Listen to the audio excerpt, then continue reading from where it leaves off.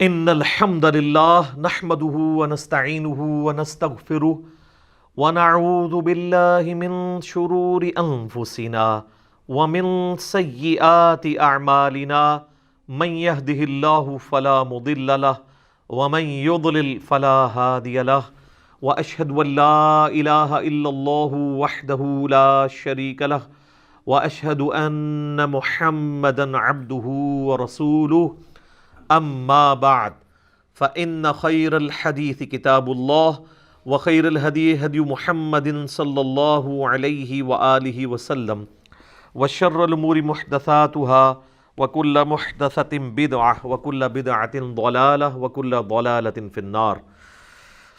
اعوذ بالله السميع العليم من الشيطان الرجيم من همزه ونفخه ونفثه. بسم الله الرحمن الرحيم. رب اشرح لي صدري ويسر لي امري واحلل عقدة من لساني يفقهوا قولي. بسم الله الرحمن الرحيم.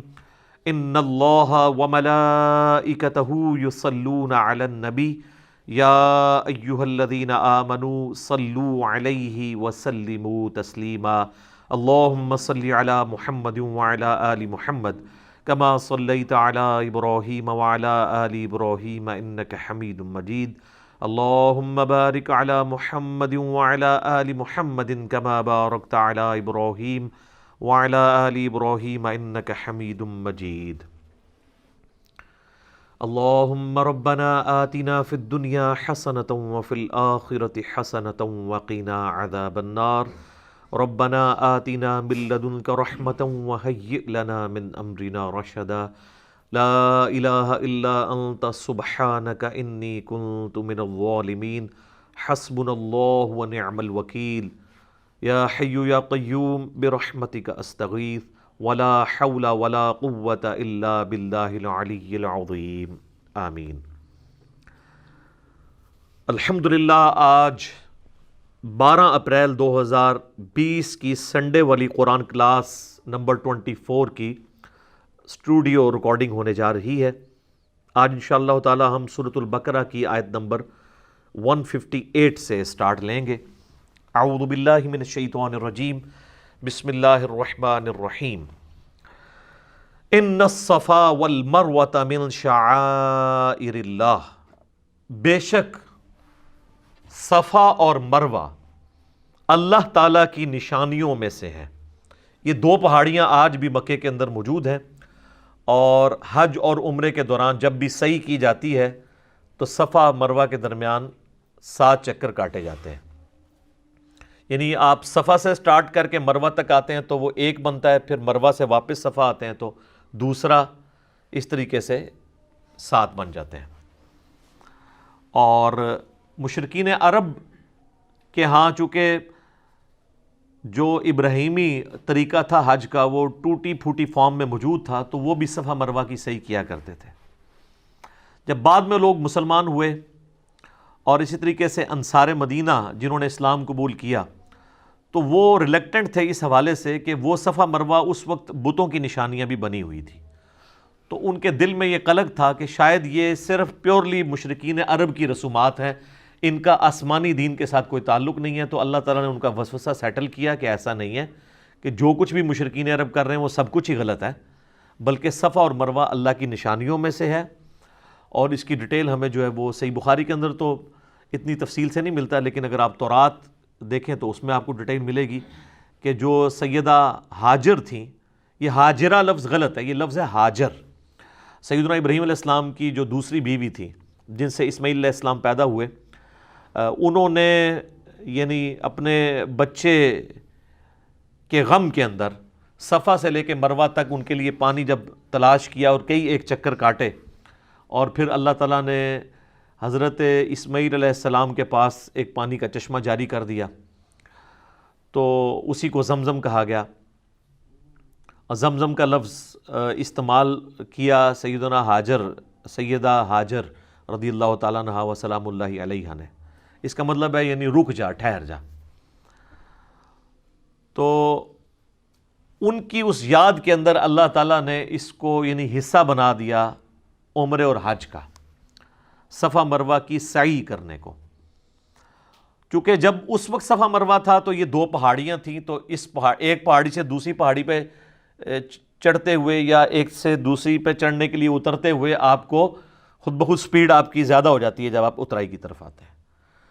وقت گزرنے کے ساتھ ساتھ وہ وادی جو ہے وہ فل اپ ہونی شروع ہوئی، الٹیمیٹلی پھر وہ آلموسٹ اس وقت تو لیول پہ آ چکی ہے، لیکن پھر بھی صفا اور مروہ کی جو وہ پہاڑیاں ہیں، وہ چٹیل چٹانوں والے پہاڑ، اس کے کچھ حصے ابھی تک پریزرو ہیں، اس کے اوپر انہوں نے باقاعدہ جو ہے وہ ایک کیمیکل لگا کے اسے پریزرو کیا ہوا ہے، تو وہ ابھی بھی نظر آتے ہیں۔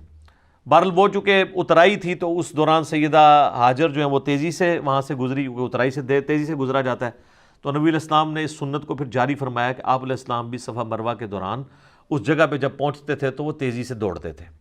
لیکن وہ مسند امام شافعی میں موجود ہے عبداللہ بن عمر کا قول کہ یہ جو صفا مروہ کی جو سعی میں دوڑنا ہے اور اسی طریقے سے طواف کعبہ کے دوران رمل کرنا ہے، یہ صرف مردوں کے لیے خاص ہے، عورتوں کے لیے نہیں ہے۔ عورتیں یہ کام نہیں کریں گی، مردوں کے لیے یہ سنت ہے۔ تو وہ صفا مروہ کے اندر جو سعی کی جاتی ہے اس کو اللہ تعالیٰ نے کہا کہ ہماری نشانیوں میں سے ہے، کیونکہ اس کو ہمارے ایک پیغمبر کی بیوی کے ساتھ نسبت ہے، اس لیے یہ اللہ کی نشانیوں میں سے ہے، سمبلز آف گاڈ، شاعر اللہ میں سے ہے۔ فمن حج البیت او اعتمر، تو جو کوئی بھی بیت اللہ کا حج کرے یا عمرہ ادا کرے، فلا جناح علیہ ان یطوف بہما، تو کوئی حرج نہیں ہے اگر وہ اس کے دوران چکر کاٹے۔ یعنی وہ جو ان کے دماغ میں ایک بات تھی نیو مسلمز کے کہ شاید یہ مشرکین عرب کی رسم ہے، وہ ختم کی گئی کہ یہ کوئی ایسی بات نہیں ہے، اللہ کے شاعر میں سے ہے۔ اگر انہوں نے وہاں پر بت نصب کر دیے تھے، وہ تو بیت اللہ میں بھی انہوں نے 360 بت نصب کیے ہوئے تھے، صحیح بخاری میں آتا ہے نبی علیہ السلام نے فتح مکہ کے موقع پر خود مبارک چھری کے ذریعے اس کو گرایا، اور آپ علیہ السلام وہ آیت پڑھتے جاتے تھے، وَجَاءَ الْحَقُّ وَزَهَقَ الْبَاطِلُ قُلْ جَاءَ الْحَقُّ وَزَهَقَ الْبَاطِلُ إِنَّ الْبَاطِلَ كَانَ زَهُوقًا، حق آ گیا اور باطل مٹ گیا، اور باطل ہے ہی مٹ جانے کے لیے۔ تو بیت اللہ کے اندر بھی بت رکھے ہوئے تھے، تو اس کا یہ مطلب نہیں ہے کہ بیت اللہ کی عظمت ختم ہو گئی ہے، بلکہ ان چیزوں سے صفایا کروایا گیا۔ حتیٰ کہ خانہ کعبہ کی دیواروں کے اوپر سیدنا ابراہیم اور اسماعیل علیہ السلام کی تصویریں بھی تھیں، نبی علیہ السلام نے اپنے مبارک ہاتھوں سے مٹائیں۔ حتیٰ کہ مسند احمد میں آتا ہے خانہ کعبے کی چھت کے اوپر بھی مولا علی کو نبی علیہ السلام نے یعنی سوار کر کے اپنے کندھوں پہ تو بھیجا اور بتوں کو توڑنے کے لیے۔ اور خانہ کعبے کا چونکہ دروازہ بھی اونچا تھا تو وہ عام آدمی تو اس پہ چڑھ بھی نہیں سکتا تھا، اس لیے وہاں پہ کوئی سیڑھی وغیرہ لگانی پڑتی تھی، تو آپ علیہ السلام خود بھی اندر تشریف لے گئے اور آپ نے جا کے ان بتوں کو توڑا۔ تو یہاں پر یہ کہا جا رہا ہے کہ یہ جو صفا مروہ ہے یہ اللہ کی نشانیوں میں سے ہیں، تو جو کوئی حج کرے گا بیت اللہ کا یا عمرے پہ آئے تو اس کو کوئی حرج نہیں ہے کہ اس کی سعی کرے، وہاں پہ طواف کرے۔ لیکن یہ طواف خانہ کعبے والا طواف نہیں ہوتا، خانہ کعبے کا جو طواف ہے وہ 7 کے 7 چکر قبلے کے گرد کاٹے جاتے ہیں، اور چکر کا آغاز جو ہے وہ حجر اسود والے کارنر سے کیا جاتا ہے اور اسی پہ اختتام ہوتا ہے۔ لیکن صفا مروہ میں 7 چکر اس طرح نہیں، یہ 3.5 ہی بنتے ہیں، صفا سے مروہ 1، مروہ سے صفا 2، پھر صفا سے مروہ 3، اور پھر مروہ سے صفا 4، اس طریقے سے یہ آلموسٹ 3.5 چکر بنتے ہیں۔ لیکن اس کی لینتھ جو ہے وہ خانہ کعبہ کے طواف سے زیادہ ہی بن جاتی ہے اگر آپ مطاف کے اندر طواف کر رہے ہیں، کیونکہ یہ اچھا خاصا ہے، آلموسٹ آپ سمجھ لیں 1.25 کلومیٹر بن ہی جاتا ہے۔ لیکن انہوں نے اس کو آلموسٹ چکر کی فارم میں اس طرح کیا ہوا ہے کہ جانے اور آنے کا راستہ الگ کیا ہوا ہے تاکہ وہ آپس میں کوئی ہرڈل بھی نہ ہو۔ اب تو ماشاءاللہ ایئر کنڈیشن ہے، حالانکہ ابھی بھی کئی لوگ موجود ہیں جنہوں نے آج سے 40-50 سال پہلے حج کیا، تو وہ باقاعدہ چھتریاں لے کے صفا مروہ کی صحیح کرنی پڑتی تھی، دھوپ پڑتی تھی۔ اب تو وہ ٹرپل سٹوری بن چکا ہوا ہے اور وائٹ ماربل ہے اور فل ایئر کنڈیشن ہے، وہ تو اتنا مزہ ہے۔ اب تو حج جو ہے وہ عمرہ تو بہت آسان ہو چکا ہے اس حوالے سے۔ اچھا، اس آیت کے کانٹیکسٹ میں صحیح بخاری میں ایک حدیث ہے کہ ایک تابعی آتا ہے سیدہ عائشہ کے پاس اور آگے کہتا ہے کہ یہ جو صفا مروہ کی صحیح ہے یہ کوئی ضروری نہیں ہے، مجھے تو یہی لگا قرآن پڑھنے سے، کیونکہ اللہ تعالیٰ ہمارا کوئی حرج نہیں اگر تم صفا اور مروہ کی صحیح کر لو۔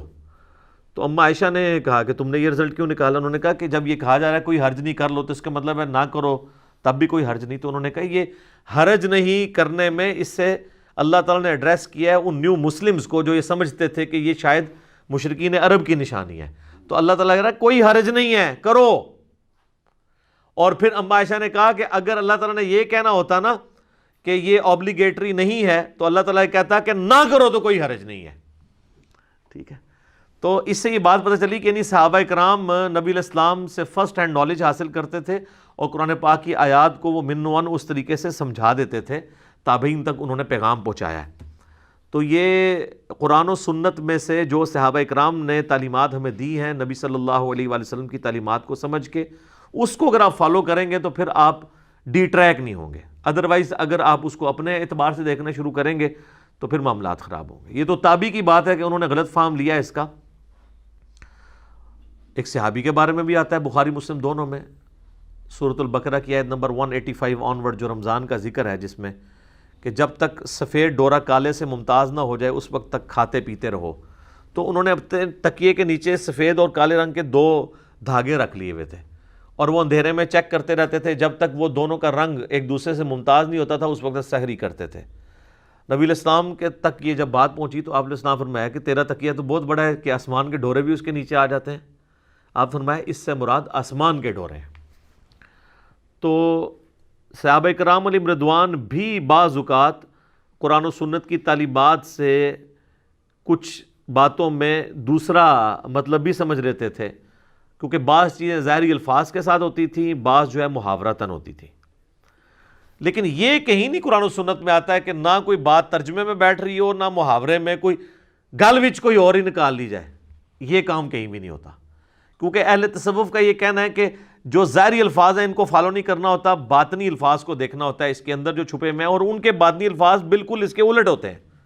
یہاں پہ جتنی بھی مثالیں الٹ نہیں نکل رہی, 2 فارمز بنتی تھی ان میں سے ایک آ گئی. یعنی کہا جائے کہ سفید اور کالے ڈورے کو الگ کرو, تو ظاہر ہے کہ ایک ڈورا یہ ہو سکتا تھا کہ 2 دھاگے ہوتے ہیں سفید اور کالے اور دوسرے آسمان کے. یہ تو نہیں ہے کہ اس سے کوئی اور ریزلٹ نکال لیا انہوں نے کہ سورج جو ہے وہ جب نصف النہار تک پہنچ جائے اس وقت تک کھاتے پیتے رہو. یہ تو رزلٹ نہیں نکلتا اس میں سے. صوفیاء اسی قسم کے رزلٹ نکالتے ہیں, کیونکہ وہ ایاک نعبد و ایاک نستعین سے بابوں کو پکارنا بھی نکال لیتے ہیں, بالکل اپوزٹ. ادھر بھی آپ دیکھ لیں کہ اگر اس صحابی نے رزلٹ نکالا کہ کوئی حرج نہیں اگر صفا و مروہ کی صحیح کر لو, تو یہ رزلٹ بھی بن سکتا تھا کہ اللہ طرف ہمارا کہ کر لو تو کوئی حرج نہیں ہے, تو امپلائڈ ہے نہ کرو تو کوئی حرج نہیں ہے. یہ تو نہیں ہے کہ بھئی اس پہ کوئی یہ رزلٹ نکال لے کہ صفا مروہ کی صحیح کرنا حرام ہے. یہ تو رزلٹ نہیں نکلے گا, دونوں طرف نکل آتا ہے. اس اعتبار سے بھی کہ اگر کوئی کر لیتا ہے تو کوئی حرج نہیں, کوئی نہیں کرتا تو کوئی حرج نہیں. لیکن سیدہ عائشہ نے کہا یہ حرج سے مراد وہ والا حرج تھا, یہ کرنا ضروری ہے. تو یہ معنی بھی بن سکتا تھا. یہ لوگ بالکل اپوزٹ مطلب نکالتے ہیں اور کہتے ہیں باطنی الفاظ ہوتے ہیں. قرآن و سنت میں نبی علیہ السلام نے جو صحابہ کرام کے ذریعے تعلیمات امت تک پہنچائی ہیں, اگر کہیں پہ کنفلکٹ آئے گا تو ان کے اقوال کی روشنی میں دیکھا جائے گا, نہ کہ بزرگ بابوں کے. اب اگر کوئی کہے کہ جی صحابہ کرام کا ہم نے فارم نہیں دیکھنا, ہم نے اپنے بزرگوں کا, اپنے علماء کا, اپنے پیروں کا, اپنے صوفیاء کا, اپنے مفسرین کا, اپنے جو ہے وہ ائمہ کا دیکھنا ہے, اور نبی علیہ السلام کو, صحابہ کو اور اہل بیت کو چھوڑ دینا ہے, تو پھر اس کا مطلب ہے جن کے پاس فرسٹ ہینڈ نالج تھا وہ تو آپ کو سپورٹ نہیں کر رہے.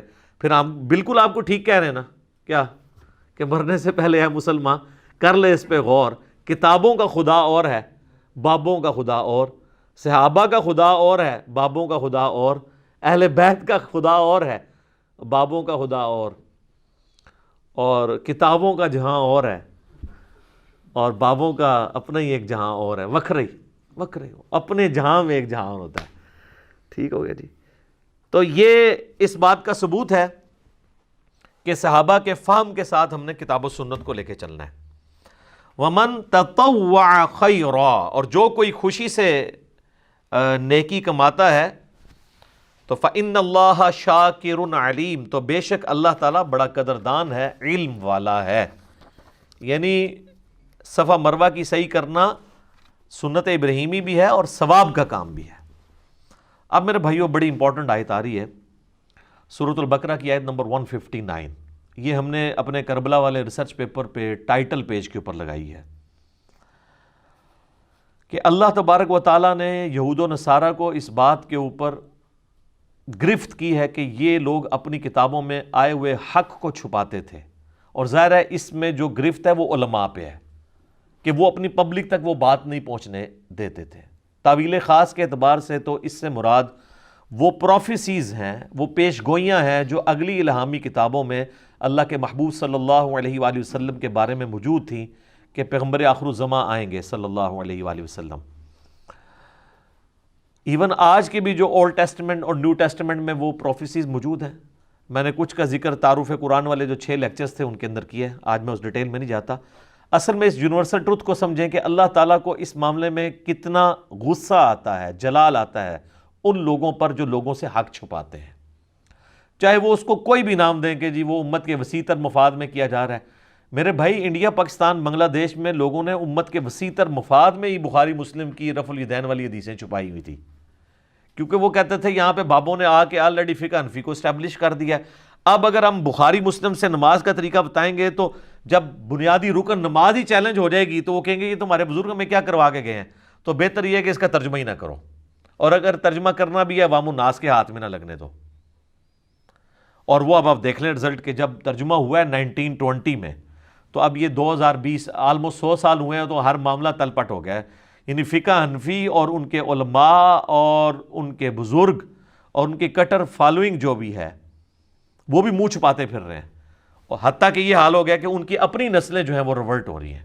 ہم سے تو سارے لوگ رابطہ کرتے ہیں خاندانی طور پہ، جو لوگ یعنی علماء دیوبند یا بریلوی علماء کی اولادوں میں سے ہیں، اس خاندان سے تعلق رکھنے والے لوگ ہیں، وہ ریورٹ ہو رہے ہیں کہ یار یہ ہمارے لوگ کیا کہانیاں کروا کے گئے ہیں۔ تو پوری نیک نیتی کے ساتھ انہوں نے آپ کے ساتھ جو کام ڈالا تھا نا، وہ اپنی زوم میں بالکل ٹھیک ڈالا تھا، اپنے زوم میں۔ ہاں، قرآن کے روح سے تو وہ لعنت کے مستحق ہوئے ہیں اس سچ کو چھپا کے۔ اس کے ثبوت میں یہ آیت ہے،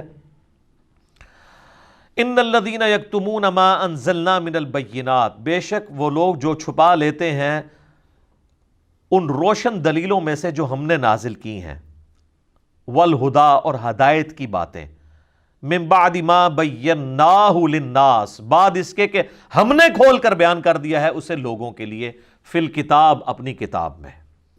یعنی یہاں پہ ظاہر کتاب سے مراد جو ہے وہ اولڈ ٹیسٹمنٹ اور نیو ٹیسٹمنٹ ہے، یعنی تورات، انجیل، زبور، وہ ساری کتابیں ہیں، صحائف۔ لیکن ظاہر یہ اللہ تعالیٰ نے یونیورسل ٹروتھ کے طور پہ چیز بتائی ہے۔ یہ قرآن کی آیات آفاقی ہیں، جسے فٹ اسے گفٹ۔ اولئک یلعنہم اللہ ویلعنہم اللاعنون، ایسے لوگ جو حق کو چھپا لیتے ہیں ان پر اللہ کی لعنت اور تمام لعنت کرنے والوں کی لعنت ہے۔ استغفر اللہ واتوب الیہ من کل ذنب واتوب الیہ الا الذین تابوا، ہاں ان میں سے جو لوگ توبہ کی روش اختیار کر لیں گے، واصلحوا، اور اپنی اصلاح کر لیں گے۔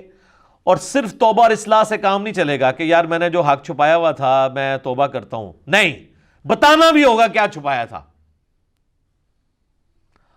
وَبَيَّنُوا، اور بیان بھی کر دے جو کچھ اس نے چھپایا ہوا تھا۔ یعنی بخاری مسلم سے وہ رفع الیدین کی حدیثیں بھی بتا دے، اور رفع الیدین کرنے والے جو ہے نا وہ آل امیہ کی بدماشیوں پہ جو روایتیں ہیں نا وہ بھی بتا دیں، تب ان کی توبہ قبول ہونی ہے، ادروائز وہ بھی لعنتی ٹھہریں گے۔ یعنی جتنا بڑا جرم یہ ہے نا کہ کوئی شخص رفع الیدین کی حدیثیں چھپائے، اتنا ہی بڑا جرم نبی علیہ السلام کی ان پروفیسیز کو دیکھیں۔ مشرکین عرب نے اگلی کتابوں میں جو پروفیسیز نازل ہوئی تھی ان کو چھپایا، تو اللہ نے کہا لعنتی۔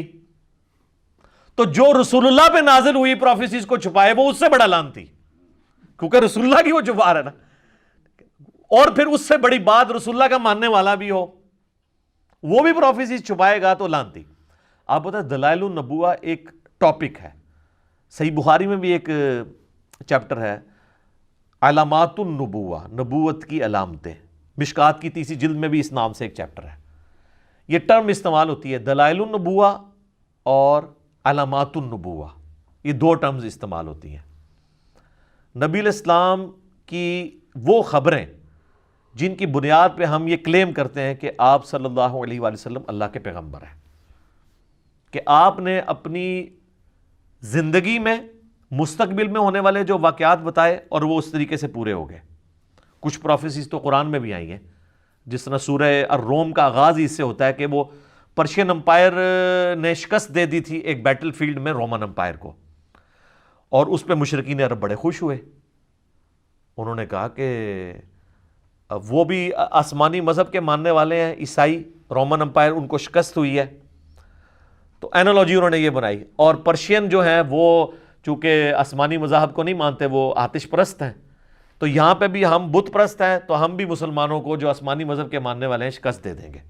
تو اللہ تعالیٰ نے کہا نا، ان قریب، بضع سنین، عربی میں بضع سنین کہتے ہیں 9 سال کے اندر اندر، حد 9 سال. رومن امپائر جو ہے وہ دوبارہ پرشین امپائر پہ غالب آ جائے گی، اور اس وقت مسلمان خوشیاں منا رہے ہوں گے. تو بلکہ جب یہ آیات نازل ہوئی تو حضرت ابوبکر نے شرط لگا دی 3 سال کے اوپر، کہ 3 سال کے اندر. تو نبی علیہ السلام نے فرمایا 3 سال نہیں، بضع سنین جو ہے وہ 9 سال تک کے لیے آتا ہے، تم 9 سال کے اوپر لگاؤ. اس وقت شرط لگانا جائز تھا، اور وہ جیت بھی گئے پھر شرط حضرت ابوبکر صدیق رضی اللہ عنہ کو. واقعی پھر فتح بھی ہو گئی. یہ تو خیر اس وقت تو یہ لوگ یہ دیکھ رہے تھے کہ یار، وہ دیکھتے تھے کہ جناب رومن اور پرشین کی آپس میں ٹسل ہو رہی ہیں، ایک دوسرے پہ غالب آتا ہے، دوسرا اس پہ غالب آتا ہے. یہ تو ظاہر تماشائیوں کے طور پہ دیکھ رہے تھے نا مسلمان. یہ مسلمانوں نے تو یہ سوچا ہی نہیں تھا کہ ان قریب یہ ہمارے پاؤں کے نیچے ہوں گے دونوں. ٹھیک ہے، اس کی آپ نے برا نہیں منانا. ایک وقت ہم بریلوی دیوبندیوں کے مناظرے دیکھا کرتے تھے کہ یار یہاں پہ بریلوی غالب آ گئے، یہاں پہ دیوبندی غالب آ گئے، یہاں پہ اہل حدیث آگے نکل گئے، یہاں پہ شیعہ نکل گئے، ادھر وہ پیچھے رہ گیا. یہ تو ہم نے سوچا ہی نہیں تھا کہ یہ سارے کے سارے جو ہیں وہ ہماری اس دعوت حق کے سامنے ڈھیر ہوئے ہوں گے. آپ دیکھ لیں کس طرح ڈھیر ہوئے ہیں. یعنی میں تو جب یہ چیزیں دیکھتا ہوں تو مجھے بالکل نظر آتا ہے کہ یار ہم تو بڑی ان کو حسرت کے ساتھ دیکھ رہے ہوتے تھے کہ یار اچھا یہاں اس کی دلیل مضبوط ہے. یہ تو پتہ ہی نہیں تھا کہ سارے لمبے پہ آ جان گے.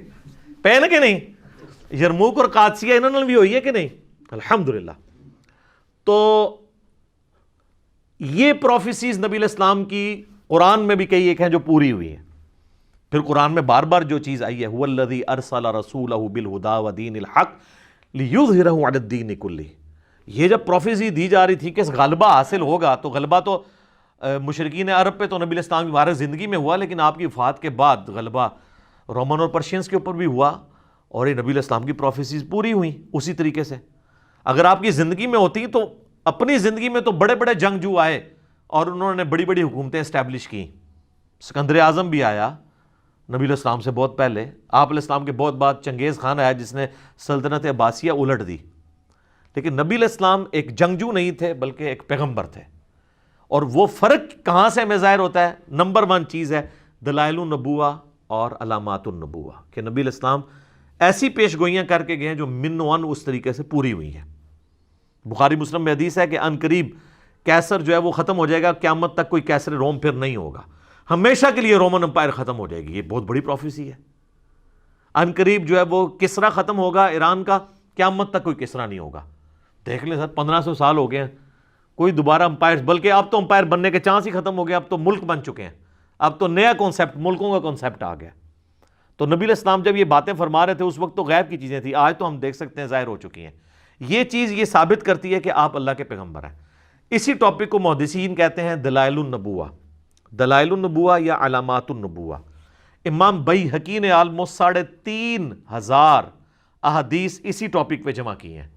اس کا نام ہی انہوں نے رکھا ہے دلائل النبوہ. اچھا یہ لفظ نبوہ ہے، نون کے اوپر پیش ہے، زبر نہیں ہے. اردو میں ہر چل جاتا ہے لیکن عربی میں اصل میں یہ لفظ نبوت ہے. تو ختم نبوت لفظ ہوگا، نبوت نہیں ہے. نون پہ بھی پیش اور با پہ بھی پیش. تو دلائل النبوہ جو کتاب ہے 3500 احادیث ہیں، اس میں انہوں نے ثابت کیا کہ نبی علیہ السلام نے کون کون سی پیش گوئیاں کی. اور سر وہ تو اس وقت تک تھیں، یہ تو 5ویں صدی ہجری میں لکھی گئی ہے. اس میں کئی ایک پیش گوئیاں وہ ہیں جو اس کتاب کے بعد پوری ہوئی ہیں، جو آج ہم ویریفائی کر سکتے ہیں. مثلا تاتاریوں کے ساتھ جو مسلمانوں کی جنگیں ہیں، جس پہ بخاری مسلم میں حدیث ہے کہ ان قریب تم ایسے لوگوں سے قتال کرو گے جو چپٹے چہرے والے ہوں گے، موٹے ناک والے، ڈھال کی مانند، وہ سارے چائنیز جو ہوتے ہیں. تو یہ حدیثیں بخاری مسلم میں تو موجود تھیں، لیکن یہ پروفیسی تو آگے 8ویں صدی کے اندر آگے پوری ہو رہی ہیں. تو اس وقت مسلمانوں تو نہیں سوچا تھا کہ یہ ہوگا سارا معاملہ. تو یہ دلائل النبوہ، نبی علیہ السلام کی جو نبوت کی خبریں ہیں، یہ اس بات کا ثبوت ہے کہ آپ اللہ کے پیغمبر ہیں. کیونکہ کسی اور جنگجو نے کبھی یہ پیش گوئی نہیں کی ہے کہ میرے بعد یہ ہوگا اور وہ اس طریقے سے ہو جائے. یہ آپ کو دوسرے جنگجوؤں سے ممتاز کرتی ہے. نمبر 2، جتنے بھی جنگجو آئے انہوں نے کوئی سسٹم نہیں دیا اپنے فالوورز کو، وہ انہوں نے حکومتیں بنائی، قبضہ کیا، اپنی ریٹ اسٹیبلش کی، چلے گئے، پیچھے ان کے لوگ لڑتے مرتے رہے۔ لیکن نبی الاسلام ایک سسٹم دے کے گئے، اور اس سسٹم کی برکات ہیں کہ باقی سارے انقلاب وقت کے ساتھ ختم ہو گئے، لیکن نبی الاسلام کا انقلاب آج بھی گلی گلی موجود ہے۔ دنیا میں 1.5 ارب لوگ ہیں جو اس پیغمبر کے ماننے والے ہیں۔ دنیا کا کوئی ملک نہیں جہاں پر نماز نہ پڑھی جاتی ہو۔ کوئی چنگیز خان کا ماننے والا، کوئی سکندر اعظم کا ماننے والا، کوئی دکھائیں دنیا میں کہیں ہے؟ یہ وہ انقلاب ہے جو انقلاب، حالانکہ اس انقلاب کے بعد بھی آپس میں خانہ جنگی ہوئی مسلمانوں میں، لیکن اس چیز کے اوپر سب کا یونانیمسلی ایگریمنٹ رہا کہ اللہ، رسول، قرآن، آخرت، وہ سارا کچھ چلتا رہا۔ تو یہ آپ کو ممتاز کرتا ہے۔ جو لوگ کہتے ہیں نا کہ اسلام تلوار کے زور پہ پھیلا ہے، تو یہ بہت بڑا ڈیفرنس ہے جو بتاتا ہے کہ نبی الاسلام کی تلوار ویسی تلوار نہیں تھی۔ وہ تو تلوار ظاہر ہے بدماشوں کو اکھاڑنے کے لیے اللہ تعالیٰ نے پھر تلوار ان پہ مسلط کی۔ اسلام نے اس دور جدید کو جو تخلیق کیا ہے، جو وحید الدین خان صاحب کی کتاب ہے انڈین اسکالر کی، اسلام دور جدید کا خالق، اس کا ٹاپک ہی یہی ہے کہ یہ رومن اور پرشین امپائر کو اکھاڑنے کے لیے ایک دفعہ تو سرجری کرنی پڑنی تھی، تو سرجری میں نشتر تو چلانا پڑتا ہے، اور پھر اس چیز کو اسٹیبلش کیا ہے اللہ تعالیٰ نے۔ تو یہ دلائل النبوہ ہے۔ تو نبی علیہ السلام نے اپنے ماننے والوں کو یہ چیزیں بتائیں، تو یہ وہ باتیں جن کی بنیاد پہ آپ نبی علیہ السلام کا نبی ہونا کلیم کرتے ہیں۔ یعنی نبی علیہ السلام کی نبوت کی سب سے بڑی دلیل آپ کی پروفیسیز ہیں، چاہے وہ قرآن میں ہو چاہے سنت کے اندر موجود ہو۔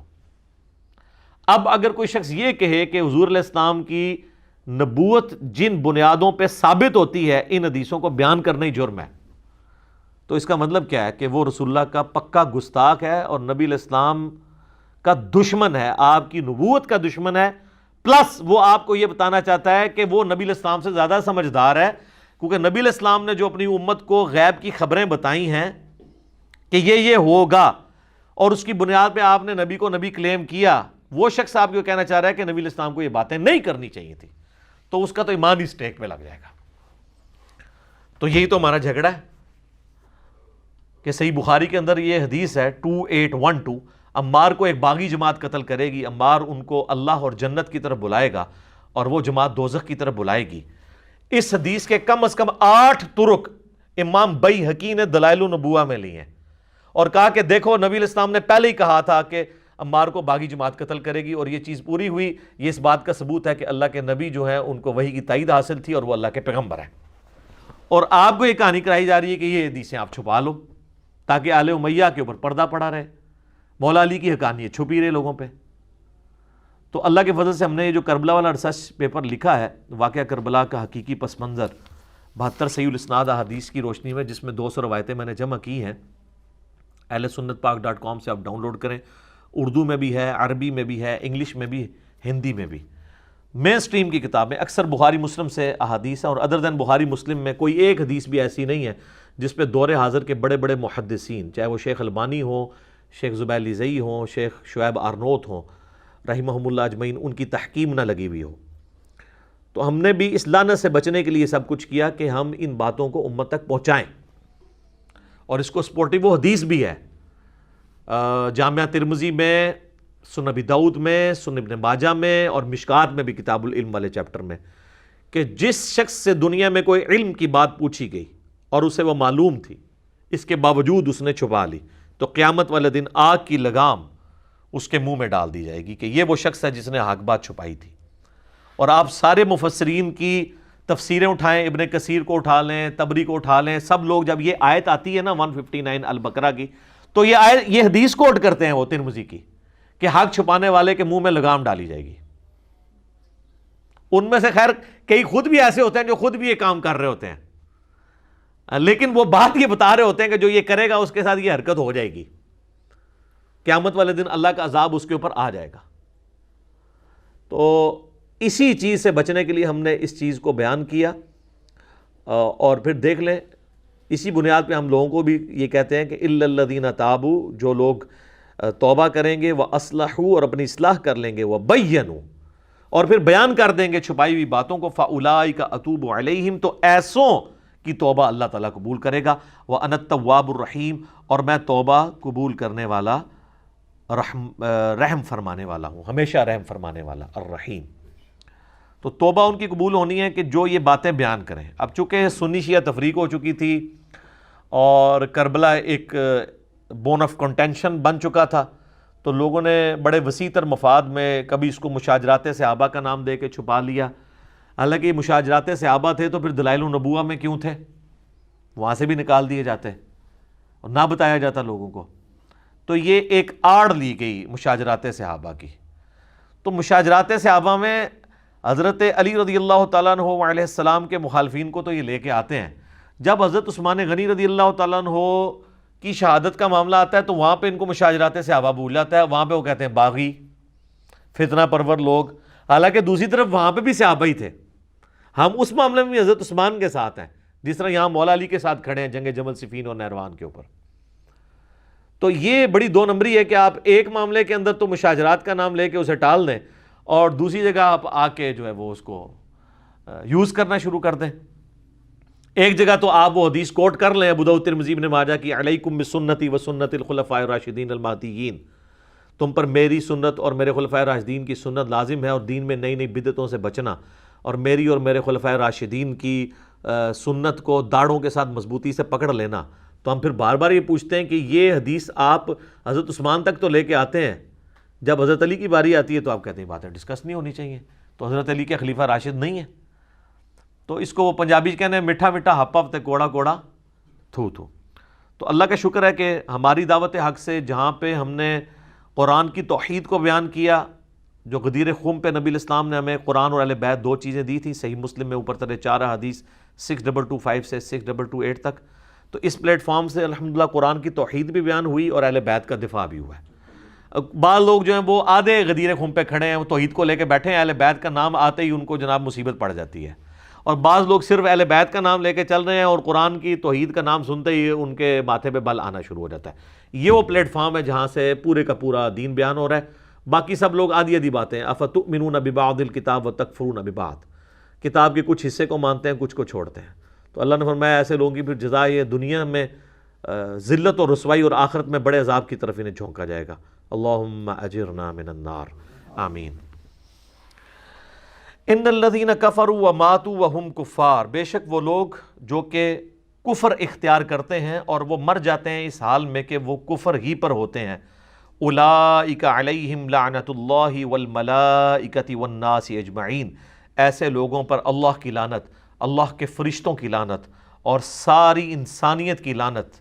خالدین فیہا، وہ رہیں گے ہمیشہ ہمیش اس دوزخ میں. لا یخفف عنہم العذاب، ان سے وہ عذاب ہلکا نہیں کیا جائے گا. ولا ہم ینظرون، اور نہ ہی انہیں کوئی مہلت دی جائے گی. تو یہ کافروں کے بارے میں کیٹاگوریکل ڈیسیژن آ گیا، لیکن یہ اس کافر کے بارے میں ہے جو توبہ کے بغیر مر گیا. اگر موت کے غرغرے سے پہلے توبہ کر لی تو جامع ترمذی میں حدیث ہے کہ موت کے غرغرے سے پہلے پہلے اللہ توبہ قبول کر لیتا ہے. اور سورہ الفرقان کی آیت نمبر 70 میں آیا ہے کہ جو لوگ دنیا کی زندگی میں شرک سے توبہ کر لیں گے، اللہ تعالیٰ ان کے گناہوں کو بھی نیکیوں سے بدل دے گا اگر وہ پکی توبہ کر لیتے ہیں، بشرطے کہ ان کی توبہ درست ہو. ایک پاکستانی توبہ ہے نا، اور ایک اللہ کے نزدیک توبہ ہے. اللہ کے نزدیک خالی خلی توبہ کوئی شے نہیں ہے. اللہ کے نزدیک توبہ ہے اصلاح کے ساتھ. میرا یوٹیوب کے اوپر ایک کلپ بھی ہے، اللہ کی رحمت سے دھوکہ، اس میں نے اس آیت کو بریف کیا تھا چونکہ یہ کریٹیکل آیت ہے. یہ نکال لیں سورہ النحل کی آیت نمبر، سورہ نحل جو ہے وہ پارہ نمبر 14 میں آخری صورت ہے، بالکل اینڈ پہ جا کے نا یہ آیت آئے گی جس میں اللہ تعالیٰ نے اپنا اصول بیان کیا ہے کہ اللہ تعالیٰ نے توبہ کس کی قبول کرنی ہے. آیت نمبر 119 ہے آپ کے بلو والے قرآن میں، 282 نمبر پیج ہے، سورۃ النحل کی آیت نمبر 119، 14ویں پارے کا آخری صفحہ، اس کی پہلی لائن ہے ثم ان ربک للذین عملوا السوء بجہالۃ، پھر اس کے بعد تمہارا رب ان لوگوں کے حق میں جو کہ گناہ کر لیتے ہیں جہالت کے اندر. ثم تابوا، اور اس کے بعد پھر توبہ کر لیتے ہیں، من بعد ذالک، اس گناہ کے ہونے کے بعد، وَأَصْلَحُوا، اور اپنی اصلاح بھی کر لیتے ہیں. یہ اصلاح کا ذکر تو سورۃ البقرہ کی آیت نمبر 159 میں بھی آیا تھا. ان ربک من بعدہا، بے شک تیرا رب اس کے بعد ان کے حق میں لغفور الرحیم، ضرور بالضرور بخشش فرمانے والا، مہربان ہوگا. کس کے حق کے اندر؟ جو لوگ جہالت میں گناہ کر بیٹھے ہیں، اس کے بعد وہ فوراً توبہ کر لیں اور اپنی اصلاح بھی کر لیں، اس کے بعد معاف کرے گا. ہمارے لوگ کہتے ہیں نہیں کہ صرف توبہ سے ہی معافی ہو جائے گی. یا ایھا الذین آمنوا توبوا الی اللہ توبۃ نصوحا، اے ایمان والو اللہ کی طرف ایسی توبہ کرو جو آگے کو نصیحت ہو جائے. وَإِلَٰهُكُمْ إِلَٰهٌ وَاحِدٌ، اور تمہارا معبود تو ایک ہے، اکیلا، یکتا. لا الہ الا ہو، کوئی نہیں معبود سوائے اس کے. الرحمن الرحیم، اس کی رحمت ٹھاٹھے مارتے ہوئے سمندر کی مانند ہے، اور الرحیم، اس میں دوام بھی ہے. سمندر میں تو کبھی کبھی طغیانی آتی ہے نا، پھر ٹھنڈا ہو جاتا ہے. اللہ کی رحمت کا جو سمندر ہے نا، اس میں کبھی بھی کمزوری نہیں آتی، وہ ہمیشہ ٹھاٹھے مارتے ہوئے سمندر کی طرح ہے. الرحمن بھی ہے اور الرحیم میں بھی، یہ دونوں کوالٹیز ہیں اس کی. اچھا، یہ جو آیت نمبر ہے نا جی، سورہ البقرہ کی آیت نمبر 162 163، وَإِلَٰهُكُمْ إِلَٰهٌ وَاحِدٌ. ابو داؤد و ترمذی میں حدیث ہے، نبی علیہ السلام نے فرمایا کہ اللہ تعالیٰ کا جو اسماء اعظم ہے نا، وہ قرآن حکیم کی 2 آیات کے اندر ہے. ایک آیت آپ نے سورہ البقرہ کی یہ آیت پڑھی، وَإِلَٰهُكُمْ إِلَٰهٌ وَاحِدٌ لَا إِلَٰهَ إِلَّا هُوَ الرَّحْمَٰنُ الرَّحِيمُ.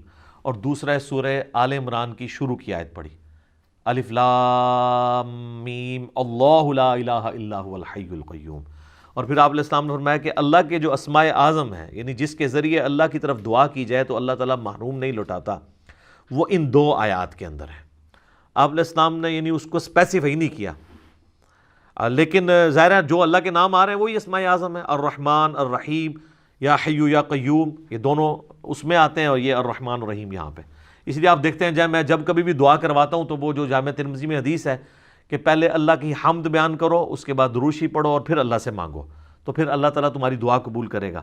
تو میں ہمیشہ اسماء اعظم جو پڑھ رہا ہوتا ہوں اس میں یہ 2 آیات بھی پڑھتا ہوں، سورہ البقرہ کی آیت نمبر 163 اور سورہ آل عمران کی شروع کی آیات.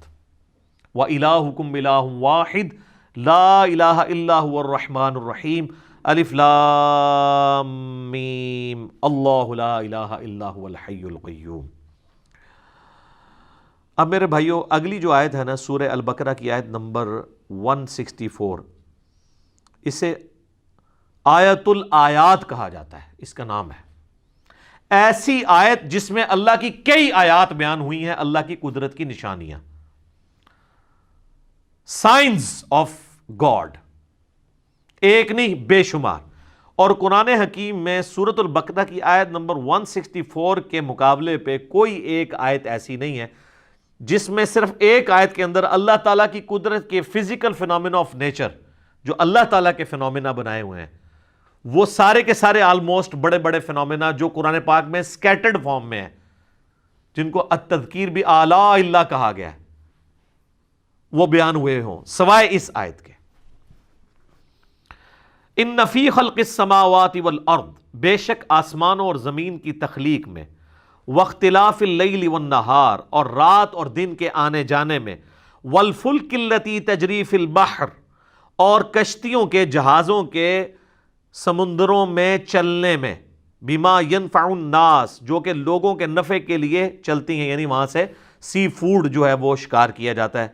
وما انزل اللہ من السماء من ماء، اور اللہ تعالیٰ جو نازل فرماتا ہے آسمان سے پانی، فاحیا بہ الارض بعد موتها، اور پھر اس پانی کے ذریعے مردہ زمین کو زندہ کر دیتا ہے، یعنی سبزہ اگا دیتا ہے اس پانی کے ذریعے.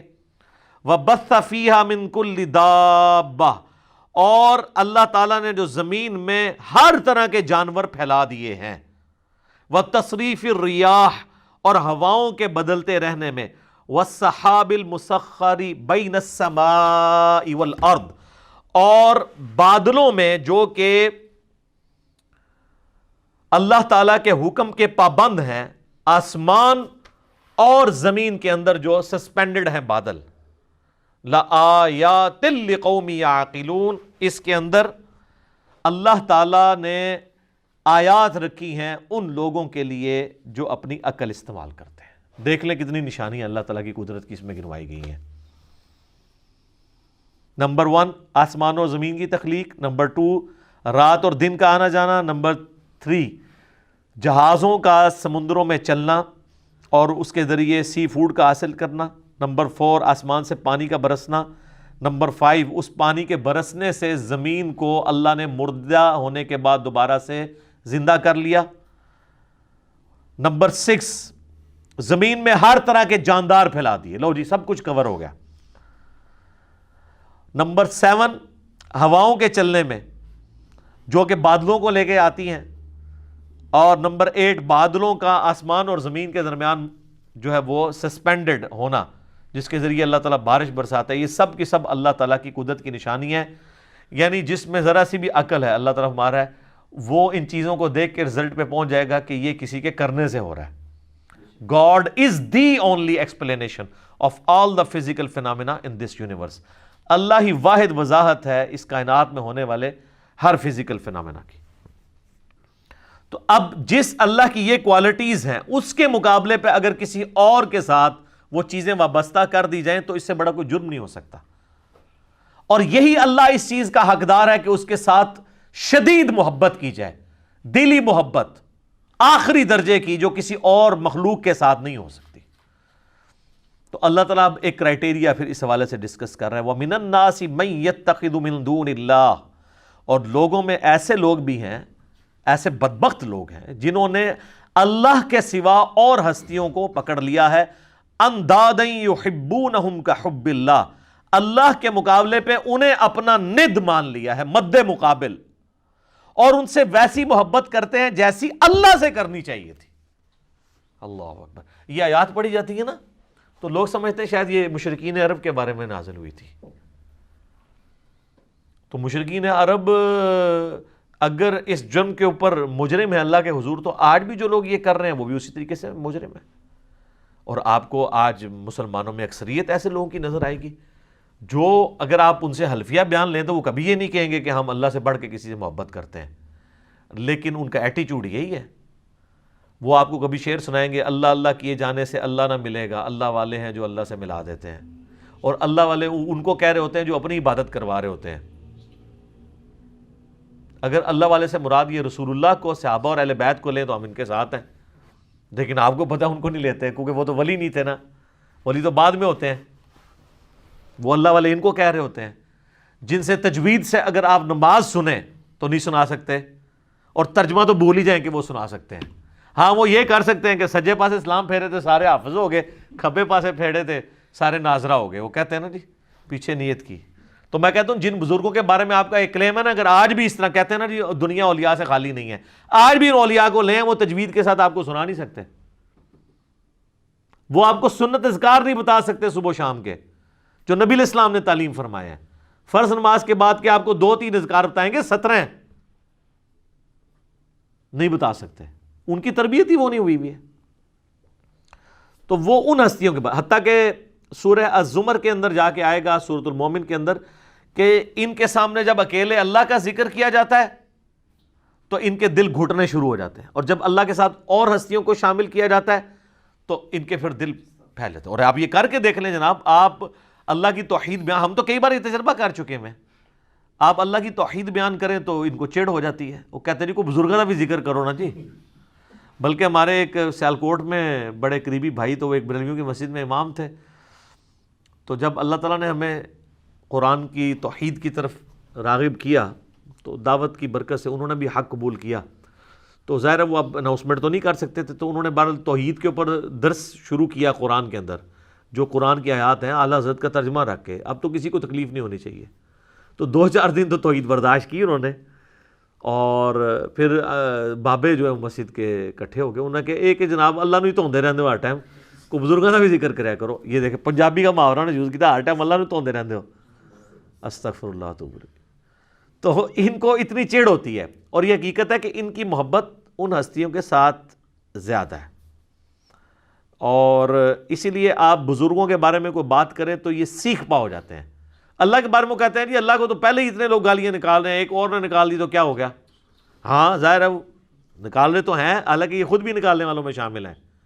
جی سورہ مریم میں آتا ہے کہ جو اللہ تعالیٰ کے لیے بیٹا تجویز کرتا ہے، یعنی شرک کرتا ہے، شرک کی کوئی بھی فارم ہو، وہ اللہ کو ایسی بات کہہ رہا ہے، ایسی گالی دے رہا ہے کہ قریب ہے آسمان پھٹ پڑے اور زمین شک ہو جائے اور پہاڑ ریزہ ریزہ ہو جائے، ان دعوا للرحمن ولدا، کہ یہ رحمان کے لیے بیٹا تجویز کرتے ہیں۔ اگر زمین و آسمان اور پہاڑوں کے احساسات ہو نا اس طرح کے، تو یہ سارے ان پہ پھٹ پڑے، زمین ریزہ ریزہ ہو جائے، زمین یعنی پھٹ جائے اس خوف سے کہ یار میرے اوپر یہ لوگ اللہ کے ساتھ اور ہستیوں کو شریک ٹھہرائے ہوئے ہیں۔ اور نبی علیہ السلام کی آپ احتیاط دیکھیں، یہ جو ند لفظ ہے نا، اندادیں، سیم یہ الفاظ ہیں۔ مسند امام احمد میں حدیث موجود ہے، الادب المفرد امام بخاری کی کتاب کے اندر یہ موجود ہے۔ ہم نے اپنے ریسرچ پیپر دعا صرف اللہ ہی سے، اس میں بھی ڈالی ہوئی ہے۔ ایک صحابی نے نبی علیہ السلام کو آگے کہا، ما شاء اللہ و شئت یا رسول اللہ، اے اللہ کے رسول جو آپ چاہیں اور جو اللہ چاہے۔ تو آپ نے فرمایا اجعلتنی للہ ندا، یہ لفظ، کیا تو نے مجھے اللہ کے مد مقابل ٹھہرا لیا؟ اب وہ پاکستانی ہوتا نا تو کہتا نہیں یا رسول اللہ مد مقابل نہیں، میں نے آپ کو مستقل بذات نہیں مانا، غیر مستقل بذات، عطائی اور اللہ کے اذن سے مانتے ہوئے کہا ہے۔ لیکن اس ٹائم پہ یہ کہانیاں نہیں ہوتی تھی، صحابہ کرام تو بولے والے مسلمان تھے نا، یہ ساری شیطانیاں ان کو تو نہیں آتی تھی۔ تو آپ نے فرمایا قل بل ما شاء اللہ وحدہ، بلکہ کہہ جو اکیلا اللہ چاہے۔ ایک بریلوی عالم تھے تو میں نے ان کو یہ حدیث بیان کی نا، انہوں نے کہا جی آپ کو اس حدیث کا مطلب نہیں سمجھ آیا۔ میں نے کہا نہیں سمجھا ہے۔ وہ کہتے ہیں اصل میں نبی علیہ السلام نے پوچھا ہے کہ اے میرے پیارے صحابی، کہیں ایسا تو نہیں آپ مجھے خدا مانتے ہو؟ ٹھیک ہے، میں نے کہا تو آگے الفاظ تو کچھ اور بتا رہے ہیں۔ اس کے جواب میں تو صحابی کہتا نہیں یا رسول اللہ میں نے آپ کو خدا نہیں مانا، خدا کا بندہ مانتے ہوئے کہہ رہا ہوں یا رسول اللہ ما شاء اللہ وشئتا۔ تو میں نے کہا آگے جو الفاظ ہیں قل بل ما شاء اللہ وحدہ، کہ اکیلا جو اللہ چاہے۔ اگر آپ کی بات ہوتی نا تو وہ صحابی کہتے کہ نہیں میں آپ کو اللہ کا بندہ مان کے کہہ رہا ہوں، تو حضور کہتے ٹھیک ہے کہتا رہے۔ آپ تو بالکل الٹ بات کر رہے ہیں، نہیں مجھے نہیں شامل کرنا ذات، تکوینی امور میں نہیں کرنا، تقدیر سے جو ریلیٹڈ ہے۔ ہاں باقی دین کے معاملے میں تو بخاری مسلم میں کئی حدیث ہیں، جب نبی علیہ السلام سے پوچھا گیا کسی معاملے کا صحابہ کرام نے، اور صحابہ کرام سے آپ نے کاؤنٹر کوسچن کیا، ان کو نہیں معلوم ہوتا تو کہتے تھے واللہ ورسولہ عالم، اللہ اور اس کا رسول بہتر جانتے ہیں۔ وہ بالکل ٹھیک ہے، دین اللہ اور اس کے رسول سے ہی سیکھنا ہے۔ اور اسی کو سپورٹیو بخاری مسلم کی حدیث ہے کہ اللہ تعالیٰ عطا فرماتا ہے، میں تقسیم کرتا ہوں۔ وہ آدھی حدیث بیان کرتے ہیں، پوری حدیث اس طرح ہے کہ نبی صلی اللہ علیہ وآلہ وسلم نے فرمایا اللہ تعالیٰ جس کے ساتھ خیر اور بھلائی کا ارادہ فرماتا ہے اس سے دین کی فقہ عطا فرما دیتا ہے، اور اللہ دیتا ہے اور میں تو تقسیم کرنے والا ہوں۔ یعنی مجھے بھی جو دین اللہ نے میرے ساتھ بھلائی کا ارادہ کیا، مجھے دین کی سمجھ عطا فرمائی ہے، تو یہ اللہ نے عطا فرمائی ہے، میں تو صرف تقسیم کرنے والا ہوں۔ انما اس میں یعنی الفاظ جو ہے نا بخاری مسلم کی حدیث کے کہ واللہ یعطی وانما انا قاسم، اللہ دیتا ہے اور میں تو صرف تقسیم کرتا ہوں۔ تو وہ انہوں نے جناب اس دو لفظ پکڑ لیے تو اعلیٰ حضرت نے شعر لکھ دیا، رب ہے معطی یہ ہے قاسم، رزق اس کا ہے کھلاتے یہ ہیں۔ وہ رزق کے اوپر لے گئے اور تکوینی امور کے اوپر، حالانکہ یہاں پہ دین کا معاملہ تھا۔ اس میں میرا یوٹیوب پہ ایک کلپ بھی ہے اللہ نبی وارث، تو اس میں میں نے کئی ایک احادیث بیان کی ہیں اس حوالے سے۔ یہ تو یعنی نہ ختم ہونے والی چیزیں ہیں، نبی علیہ السلام نے جتنی اس حوالے سے سختی فرمائی ہوئی ہے۔ وہ مسلم شریف کی جو حدیث بڑی مشہور ہے کتاب الجمعہ چیپٹر میں، ایک صحابی نے نبی علیہ السلام کے سامنے تقریر کرتے ہوئے کہہ دیا من یطع اللہ ورسولہ فقد رشد، جو کوئی اللہ اور اس کے رسول کی اطاعت کرے وہ کامیاب ہو گیا، ومن یعصہما، اور جو ان دونوں کی نافرمانی کرے فقد غوا، تو وہ بہک گیا، بے شک وہ بہک گیا۔ نبی علیہ السلام کو بڑا غصہ آیا، فرمایا بئس الخطیب انت، کتنا برا خطیب ہے تو نے یہ کیوں کہا جو ان دونوں کی نافرمانی کرے؟ تجھے کہنا چاہیے تھا وَمَن يَعْصِ اللَّهَ وَرَسُولَهُ فَقَدْ غَوَىٰ، جو اللہ اور اس کے رسول کی نافرمانی کرے وہ گمراہ ہوا، وہ بہک گیا۔ اب اس سے ابھی آگے یہ کہہ سکتے تھے کہ یا رسول اللہ میں نے یہ بات تو پہلے کر دی ہے، میری بات آؤٹ آف کانٹیکسٹ نہیں ہے، میں کانٹیکسٹ کے ساتھ بات کر رہا ہوں. جب میں نے یہ کہہ دیا کہ جو اللہ اور اس کے رسول کی اطاعت کرے وہ کامیاب ہوا اور جو ان دونوں کی نافرمانی کرے وہ ناکام ہوا، تو اس میں تو لٹریچر میں تو کوئی خرابی نہیں ہے، آؤٹ آف کانٹیکسٹ بھی نہیں ہے، اس میں کیا مسئلہ ہے؟ اور حقیقتاً یہ وہ اپنا مقدمہ لڑ سکتے تھے، لیکن ان کو پتا تھا سامنے امام الموحدین ہے صلی اللہ علیہ وآلہ وسلم. یہ وہ ہیں جو کتابوں کے خدا کے ریپریزنٹیٹو ہیں، بابوں کے خدا کے ریپریزنٹیٹو نہیں ہیں. اور ابو داؤد میں آگے الفاظ ہیں، آپ فرمایا قم اذهب، اٹھو ادھر سے نکل جا. اتنا آپ علیہ السلام کو جلال آیا اس حوالے سے. لیکن آپ کے وہ صوفیاء کہتے ہیں ہک ہے ہک ہے ہک ہے، جڑا ہک کی ڈوں آکھے وہ کافر و مشرک ہے، جو ایک کو دو کہہ دے وہ کافر اور مشرک ہے. حالانکہ ایک نو ڈو کہنے والا ہی موحد ہے. حادث کو قدیم سے الگ کرنے کا نام ہی توحید ہے، خالق کو مخلوق سے الگ کرنے کا نام ہی توحید ہے. تو اللہ تعالیٰ فرماتا ہے کہ یہ ان لوگوں کی حالت ہے کہ یہ اللہ کے مقابلے پہ اور ہستیوں سے ایسی محبت کرتے ہیں جو اللہ سے کرنی چاہیے. والذین آمنوا، اور جو لوگ ایمان والے ہیں، اشد حبا للہ، ان کی تو شدید ترین محبت اللہ کے ساتھ ہوتی ہے. اور اس لیول کی محبت ہوتی ہے کہ جامعہ ترمذی میں حدیث ہے، نبی علیہ السلام نے فرمایا کہ اللہ تعالیٰ سے محبت کرو کہ اس نے تمہیں نعمتوں سے نوازا ہے، اور مجھ سے اس لیے محبت کرو کہ میں اللہ کا رسول ہوں، اللہ کی نسبت کی وجہ سے. اور میرے اہل بیت سے محبت کرو کیونکہ ان کی نسبت میرے ساتھ ہے. یہ ہمیں چین بتائی گئی ہے. یہ کہتے ہیں جی وہ شیخ احمد سرندی جن کو مجدد الافسانی کہتے ہیں، وہ کہا کرتے تھے میں تو اللہ کو مانتا ہی اس لیے ہوں کہ وہ نبی کا رب ہے. حالانکہ قرآن میں بالکل اور بات ہے، یہ الٹ بات کی ہے. قرآن تو کہتا ہے لَقَدْ مَنَّ اللَّهُ عَلَى الْمُؤْمِنِينَ إِذْ بَعَثَ فِيهِمْ رَسُولًا. یہ اللہ کا احسان ہے کہ اس نے مومنین میں رسول کو بھیجا ہے اپنی شناخت کے لیے. یہ الٹی گنگا لے کے چلتے ہیں. اور پھر ظاہر ہے یہ باتیں تو بکتی ہیں. پھر انبیاء کی شان میں غلوب کرنا تو بکتا ہے نا جی. عیسائیت میں بکا ہوا ہے نا، آپ دیکھ لینا. تو اللہ تعالیٰ نے ایک مخلوق کا معاملہ ہی ایسا رکھا ہے کہ یہ اگر امتحان نہ ہو مخلوق کی کوالٹیز کا تو اللہ کے ساتھ کوئی اور شریک ہی نہ ٹھہرایا جائے کسی کو. تو اسی لیے لوگ پھر شریک ٹھہراتے ہیں نا. اور نبی علیہ السلام کی پھر حدیث صحیح بخاری میں دیکھنا، میری شان کو اس طرح بلند نہ کرنا جس طرح نصارہ نے اپنے پیغمبر کو اتنا بلند کیا کہ ڈیوینٹی میں کلیم کر دیا. میں اللہ کا بندہ اور اس کا رسول ہوں، مجھے اللہ کا بندہ اور اس کا رسول ہی کہنا. یہ نبی علیہ السلام کس کو سنا رہے تھے؟ انہی کو سنا رہے تھے جنہوں نے کام ڈالنا تھا، جو آج تک ماننے کے لیے تیار نہیں ہے. تو اللہ فرماتا ہے شدید ترین محبت اہل ایمان کی اللہ کے ساتھ ہوتی ہے. بخاری مسلم میں حدیث ہے، اس نے ایمان کی علاوت چکھ لی جس کے لیے اللہ اور اس کا رسول ساری دنیا سے بڑھ کر محبوب ہو جائیں. نمبر 1 یہ. نمبر 2 دوستی اور دشمنی کا معیار اللہ کی ذات. اور نمبر 3 کفر کی طرف لوٹایا جانا اس کے لیے اتنا ہی مشکل ہو جائے جتنا زندہ آگ میں جلنا. وہ جلنے کے لیے تیار ہو جائے لیکن کفر نہ اختیار کرے تو اسے ایمان کی مٹھاس مل جائے گی.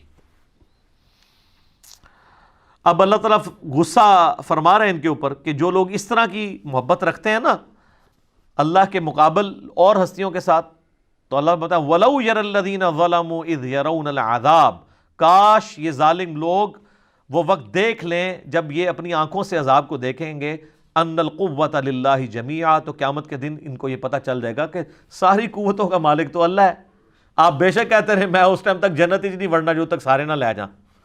ہاں دوزخ میں کے لیے یہ شرط ہو سکتی ہے کہ جن جن کو میں نے گمراہ کیا جب تک میں دوزخ میں ان کو نہیں لے جاتا تو میں نے دوزخ میں جانا. یہ تو بات بالکل ٹھیک ہوگی. جنت اللہ کوئی نہیں پائی جی. بخاری مسلم میں حدیث ہے میری بیٹی فاطمہ اس بات پہ نہ اکڑنا کہ اللہ کے نبی کی بیٹی ہو، اگر اللہ نے پکڑ لیا تو میں اللہ کے حضور تیرے کچھ کام نہ آؤں گا. پھر حضور نے اپنے چچا کو بھی کہا کہ عباس میرے چچا میرے مال سے جو لینا ہے لے لے، اے میری پھوپھی صفیہ میرے مال سے جو کچھ لینا ہے لے لے، اگر اللہ نے پکڑ لیا میں تیرے کچھ کام نہیں آؤں گا. وَأَنَّ اللَّهَ شَدِيدُ الْعَذَابِ، اور بے شک اللہ تعالی عذاب دینے میں بہت سخت ہے. تو یہ قیامت والے دن ہی پتہ چلے گا کہ اللہ تبارک و تعالیٰ اپنے معاملات میں کتنا سخت ہے. جب یہ عذاب دیکھیں گے تو ان کو خود پتہ چل جائے گا، اور اس وقت ان کی حال کیا ہوگی. ابھی تو یہ بابوں کے نعرے مار رہے ہیں نا، ادھر انہوں نے کہنا یا اللہ بابا نو پہلے جڑا ہے نا چونک دوزخ. وہ کیسے؟ اِذْ تَبَرَّأَ الَّذِينَ تُبِعُوا مِنَ الَّذِينَ اتَّبَعُوا، جب بیزار ہو جائیں گے وہ لوگ جن کی تابعداری کی گئی ان سے جو تابعداری کرتے رہے. ظاہر ہے وہ بیچارے کیا کریں گے، ادھر تو دنیا میں لیڈر بنے ہوئے تھے، کہتے تھے ساڑھے مرید ہو جاؤ تو جنت میں لے جائیں گے. تو اللہ تمہارا یہ سارے جو بزرگ بابے ہیں نا، وہ اپنے مریدوں کہیں گے بھائی اپنا اپنا پرچی نبھاؤ، سانو تو اپنی فکر پئی ہے آج. جب وہ عذاب دیکھیں گے وَتَقَطَّعَتْ بِهِمُ الْأَسْبَابُ، ان کے سارے تعلقات آپس میں ٹوٹ جائیں گے، پیری مریدی ختم، بیعت ٹوٹ جائے گی، تجدید بیعت بھی نہیں ہو سکتی.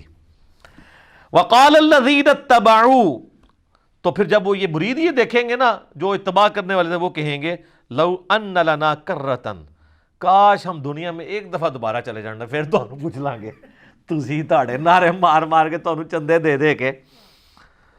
فَنَتَبَرَّأَ مِنْهُمْ كَمَا تَبَرَّؤُوا مِنَّا، تو ہم بھی تم سے بیزاری دنیا میں ظاہر کریں گے جس طرح آج تم ہم سے بیزار ہو رہے ہو نا. اگر دنیا میں دوبارہ جانا نصیب ہو جائے نا تو ہم اب دنیا میں گئے نا تو ہم انجینئر صاحب کی ویڈیوز ہی دیکھا کریں گے. ظاہر ہے یہ نعرہ کون لگا رہا ہے کہ نہ میں وہابی نہ میں بابی، میں ہوں مسلم علمی کتابی. بابوں سے لانے برات کون کروا رہا ہے؟ جو نبی علیہ السلام کی مبارک دعوت کو لے کے چل رہا ہے. اور آپ سے ریکویسٹ کرتا ہے کہ مرنے سے پہلے اے مسلمان کر لے اس پہ غور، کتابوں کا خدا اور ہے، بابوں کا خدا اور. اچھا وہ یہ کہیں گے یار یہ تو کافروں کے بارے میں آیات ہے. ان سے صرف ایک معصومانہ سوال کریں کہ یہ بتائیے، ہم لوگوں سے یہ کرتے تھے کہ یہ بتائیں کہ یہ جو آیات ہیں اس میں غلام احمد قادیانی فال کرے گا کہ نہیں؟ کہ جو قادیانی ہیں وہ قیامت والے دن جب غلام احمد قادیانی کہے گا آج تو میں خود عذاب میں جا رہا ہوں، میں تمہارا کیا کروں، تو قادیانی یہ کہیں گے کہ کاش ہم دنیا میں چلے جائیں تو ہم بھی تجھ سے لانے میں. کہتے ہیں بالکل کریں گے. تو ہم کہتے ہیں غلام احمد قادیانی تو قرآن کے نزول کے 1300 سال بعد آیا ہے، تو اس میں تو نہیں ذکر، یہ تو مشرکین عرب کے بارے میں آیات ہے. تو وہ کہیں گے نہیں مسئلہ یہ ہے کہ جو بھی کرے گا تو آڑے نہیں کرتے. ہم کوئی بات کر دیں کہ اللہ کے فضل سے ہم نے یہ بات سمجھائی ہے بڑے اعتماد کے ساتھ، کہتے ہیں میں کرتا ہے وہ آپ کے، تو میں کہتے ہیں کہ سارے اولیاء کی گردن پہ میرا پاؤں، آپ کہتے ہیں سبحان اللہ، حالانکہ آپ کہنا چاہیے لعنت اللہ. کبھی ابو بکر صدیق نے کہا سارے صحابہ کی گردن پہ میرا پاؤں ہے؟ اتنے متکبرانہ جملے کے اوپر سبحان اللہ کہنا چاہیے؟ شیخ عبد القادر جیلانی کی طرف جھوٹ منسوب ہے، ہم نہیں کہتے انہوں نے کہا ہوگا. اگر انہوں نے کہا تو وہ پھر اولیاء اللہ نہیں ہوں گے، اور اگر اولیاء اللہ میں سے ہیں تو وہ اتنے تکبر کے ساتھ نہیں بول سکتے. تو وہ کہیں گے آج ہم دنیا میں اگر کاش ہمیں واپس اللہ بھیج دینا ہم بھی اس طرح تبرہ کریں گے. یہ تبرہ لفظی سے نا اعلان برات، ٹھیک ہے، تبرہ کریں گے جس طرح آج تم کر رہے ہو. کذالک یریہم اللہ اعمالہم حسرات، یوں ہی اللہ تعالیٰ ان کے برے اعمال ان کے سامنے کر دے گا اس حال میں کہ وہ پشیمانی میں ہوں گے. علیہم ان کے لیے، وما ہم بخارجین من النار، والعیاذ باللہ تعالی، اور وہ کسی صورت آگ سے نکل نہیں پائیں گے. اللہم اجرنا من النار، اللہم انی اعوذ بک من عذاب جہنم ومن عذاب القبر ومن فتنة المحیا والممات ومن شر فتنة المسیح الدجال ربنا اصرف عنا عذاب جہنم ان عذابها کان غراما. آمین. تو یہ دیکھ لیں یہ آخرت میں یہ کچھ ہونا ہے. تو دنیا میں اگر کسی کو پتہ چل جاتا ہے سورہ الاحزاب پڑھ کے دیکھ لیں، وہاں پہ وہ کہیں گے کہ ہمارے بزرگوں کو دگنا عذاب دے اللہ جن کی وجہ سے ہم گمراہ ہوئے. بالکل آخری رکوع میں. تو آپ یہ قادیانیوں کی تو میں نے ورس مثال دی ہے، آپ دیوبندیوں سے اگر پوچھ لیں کہ یہ احمد صاحب بریلوی صاحب کے ماننے والے ان کے بارے میں یہی کہیں گے، بالکل کہیں گے. اور بریلویوں سے پوچھے کہ اشری تھانوی صاحب کے ماننے والے قیامت دن یہی کہیں گے، بالکل کہیں گے. تو یہ تو اجماع ہی ہوا ہے اس کے اوپر بزرگوں سے تبرہ کرنے پہ. تو اے تبرے جڑے نا بزرگوں سے کرو جے کرنے جے اعلان برات، ٹھیک ہے، اس سے پہلے کہ وہ آپ سے اعلان برات کریں. اور دیکھیں اللہ تعالیٰ کتنا شفیق ہے، اس نے قیامت کی جو وہ ویڈیو تھی نا پہلے ہی چلا دی ہے تاکہ وہاں جا کے آپ کو شرمندگی جو ہونی ہے نا پہلے ہی پتہ چل جائے اور آپ مرنے سے پہلے غور کر لیں. کیا کہ مرنے سے پہلے اے مسلمان کر لے اس پہ غور، کتابوں کا خدا اور ہے، بابوں کا خدا اور یقین جان ایک دفعہ بھی زندگی میں تو نے غور کیا نا تیرے اندر سے آواز نکلے گی کیا کہ نہ میں وہابی نہ میں بابی، میں ہوں مسلم علمی کتابی. دیکھ لو بابے نو کیسے رگڑا لگ رہا ہے. ٹھیک ہو گیا. بے شک بابا بچاؤ مہم کریں، بابے تے اللہ تعالیٰ نے پہلے ہی ختم کرتے ہیں. اللہ تعالیٰ سے دعا ہے جو حق بات میں نے کہی ہمارے دلوں میں راسخ فرمائے، اگر جذبات میں میرے منہ سے غلط بات نکل گئی اللہ تعالی ہمارے دلوں سے معاف کر کے اسے معاف بھی فرما دے. سبحانک اللہم وبحمدک اشہد ان لا الہ الا انت استغفرک واتوب الیک وما علینا الا البلاغ المبین. جزاکم اللہ.